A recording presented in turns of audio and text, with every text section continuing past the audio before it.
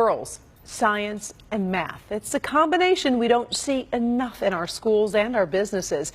Take a look. One study showed that 21% of girls say their parents encourage them to be an actress, actually, while just 10% encourage them to actually think about a career in engineering. And while women make up half the U.S. college-educated workforce, they account for just 29% of the science and engineering jobs. Our Paula Tutman shows us what some local female scientists are doing to turn those numbers around. Hey guys, I'm doing this in whisperitis because there's actually a class going on behind me. But you know what? When I was in school, I remember a great field trip was going to the zoo or going to the theater. And you know what? I grew up and I was interested in animals and I was interested in the arts. These days, a field trip is like this, going into a place where you actually learn science, engineering, and technology. Now remember, the arrows should all be pointing in the same direction because this is the direction we're going to tell the electricity to go. Exposure. It seems like such a simple word, but it really isn't. Think about when you were young. What were the things you were exposed to that still impact you now?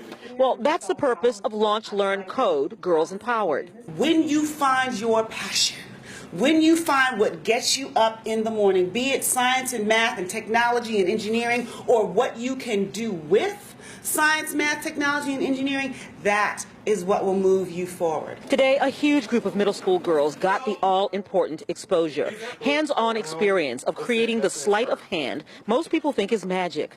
That's what 11-year-old Briasia thought was happening when she played video games until today, when she got to create her own environment and move characters about using the simple language of computers.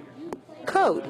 Although they just put stuff on the website and then start making the game, I didn't know they got to do all this. For them to be able to see what they can become, I really think is going to encourage them and influence them and empower them to actually be more and do more. Microsoft in Southfield partnered with Avail Services and put together a power-packed day. Teaching them about science and creating fun events, hackathons, if you will, STEMnista Saturdays, programs that are geared towards girls in our community to get them engaged and excited around science. So you want to move like here.